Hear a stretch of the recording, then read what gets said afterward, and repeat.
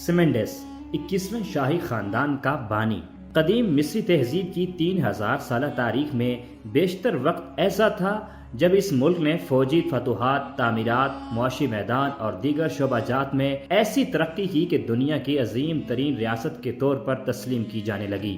تاہم جیسا کہ ہر دن کے بعد رات ہوتی ہے، ویسے ہی اس ملک کی 30 صدیوں کی زندگی میں ایسے ادوار بھی آئے جب اس کا اتحاد پارا پارا ہو گیا اور ایک طاقتور ملک عدم استحکام اور تنزلی کا شکار ہو گیا۔ جس کی لاٹھی اس کی بھینس کی مانند جس علاقے میں بس چلا، اس نے وہیں سے اقتدار پر قبضہ کر کے حکومت کرنا شروع کر دی اور وقت کی مضبوط سلطنت تقسیم کا شکار ہو گئی۔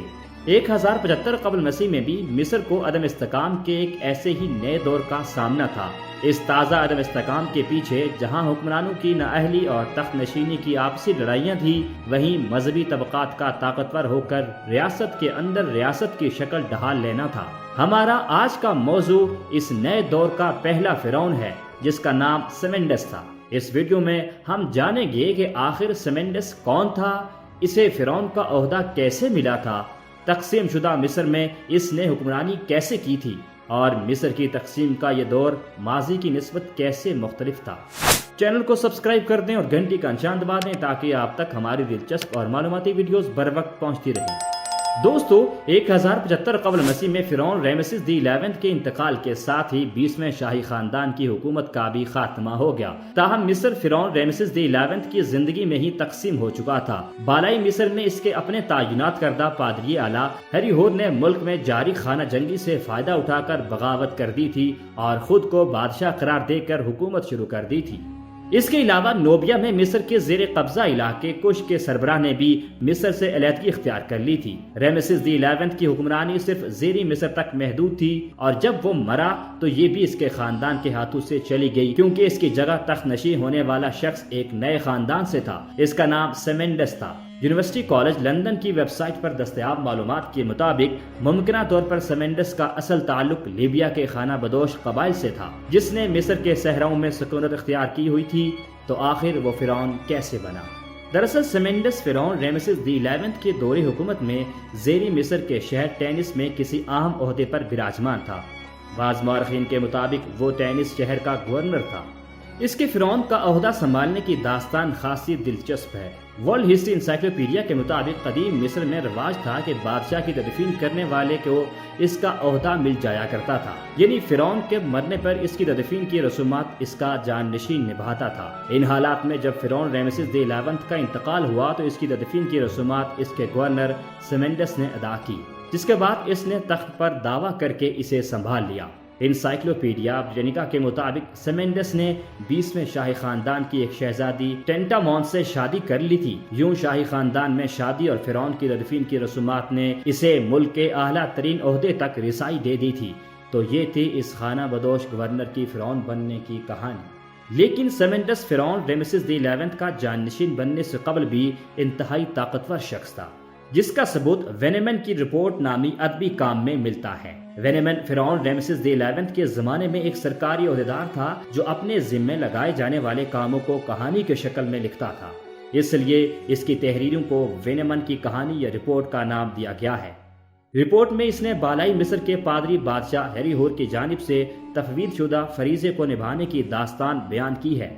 یہ داستان نہ صرف سمنڈس کی حیثیت کو بیان کرتی ہے بلکہ اس سے خانہ جنگی اور عدم استحکام کے باعث ملک کے زوال پذیر مقام کا نقشہ بھی کھینچا گیا ہے۔ رپورٹ کے مطابق وینیمن کو بالائی مصر کے بادشاہ ہری ہور نے بائبلوس نامی ملک سے لکڑی کی خریداری کا فریضہ سونپا۔ بائبلوس نامی یہ ملک اس جگہ تھا جہاں جدید ملک لبنان ہے۔ بائبلوس سے خریدی جانے والی یہ لکڑی تھیبس شہر میں امن دیوتا کے لیے مختص بحری جہاز کی مرمت کے لیے درکار تھی۔ اس جہاز میں تہواروں کے موقع پر دیوتا کے بڑے مجسمے کو ایک جگہ سے دوسری جگہ منتقل کیا جاتا تھا۔ لکڑی کی خریداری کے مشن پر روانہ ہونے والے وینیمن کو پہلے زیری مصر کے شہر ٹینس سے گزرنا ہوتا تھا۔ وہ وہاں پہنچ کر سمنڈس کو پادری اعلیٰ کا خط دکھاتا ہے اور اپنے علاقے سے سفر کرنے کی اجازت طلب کرتا ہے۔ سمنڈس اسے نہ صرف اجازت دیتا ہے بلکہ سفر کے لیے جہاز بھی دیتا ہے۔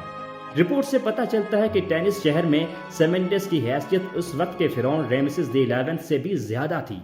یہ شہر فرعون کے زیر قبضہ علاقے میں تھا، مگر بالائی مصر کا پادری بادشاہ جو ریاست کا باغی بھی تھا، اس نے شہر کے گورنر سمنڈس سے مدد حاصل کی، جس نے نہایت فراخ دلی کا مظاہرہ کرتے ہوئے اسے بھرپور معاونت فراہم کی۔ یعنی اس دور میں ملک کی مرکزی حکومت کی اتھارٹی علاقائی حکومتوں سے کم ہو چکی تھی۔ چلیے اب جانتے ہیں کہ تقسیم شدہ مصر میں اس نئے فرعون سمنڈس نے کس انداز سے حکومت کی تھی۔ دوستو، فرعون بننے کے بعد سمنڈس نے ملک کے دارالحکومت کو پیڈریمسس سے ختم کر کے اپنے شہر ٹینس منتقل کر دیا۔ اب مصر دو بڑی ریاستوں میں تقسیم تھا۔ ایک طرف پادریوں کے زیر حکومت بالائی مصر تھا، جس کا دارالحکومت مذہبی شہر تھیبس تھا، جبکہ دوسری جانب زیری مصر تھا، جس کا حکمران سمنڈس تھا۔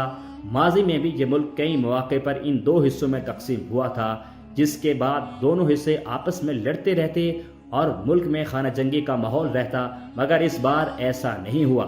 تاریخ دانوں کے مطابق اس بار دونوں ممالک کے حکمرانوں نے ایک دوسرے کو تسلیم کر کے آگے بڑھنے کا فیصلہ کیا۔ مصر کے ان دونوں حصوں میں حکومت کرنے والے شاہی خاندانوں نے ایک دوسرے سے لڑنے کے بجائے آپس میں تعاون کیا، اور ملک کی تاریخ کا وہ دور جس میں ریاست تقسیم تھی، تعاون اور برداشت کا زمانہ بن گیا۔ آخر ان دو ریاستوں کا تعاون کس قسم کا تھا اور اس تعاون کی ممکنہ وجوہات کیا تھی؟ اس حوالے سے مصری تاریخ کے محقق وینڈی میروپ نے لکھا ہے کہ زیری مصر کے بادشاہوں اور بالائی مصر کے پادری حکمرانوں نے بغیر کسی عداوت کے ایک دوسرے کے وجود کو تسلیم کیا۔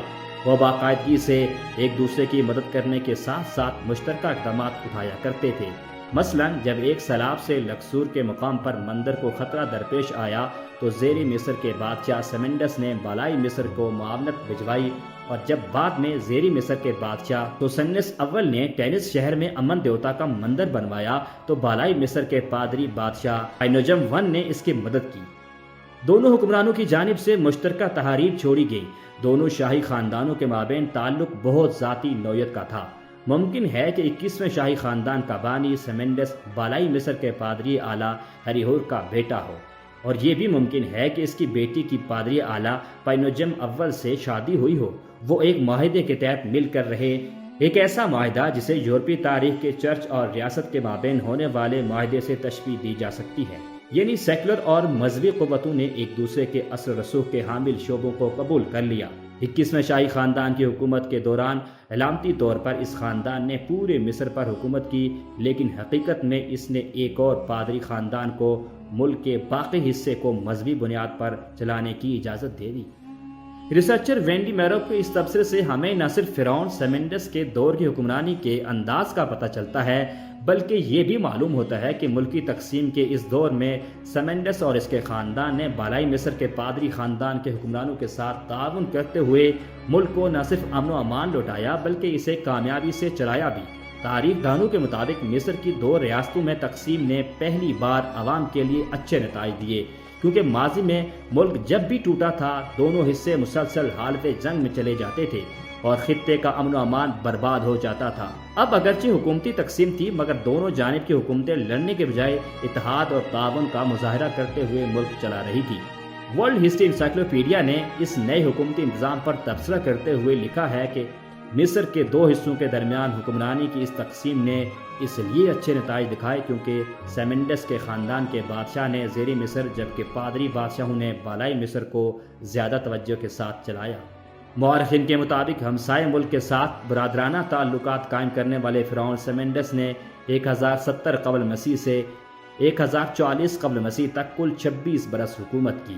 دوستو، تو یہ تھی تقسیم شدہ مصر کے پہلے فرعون سمنڈس کے اقتدار کی کہانی۔ امید ہے کہ آپ کو ہماری یہ ویڈیو پسند آئی ہوگی۔ انشاءاللہ اگلی ویڈیو میں قدیم مصری تہذیب کے بارے میں مزید دلچسپ اور حیرت انگیز معلومات آپ کے سامنے رکھیں گے۔ تب تک کے لیے اللہ حافظ۔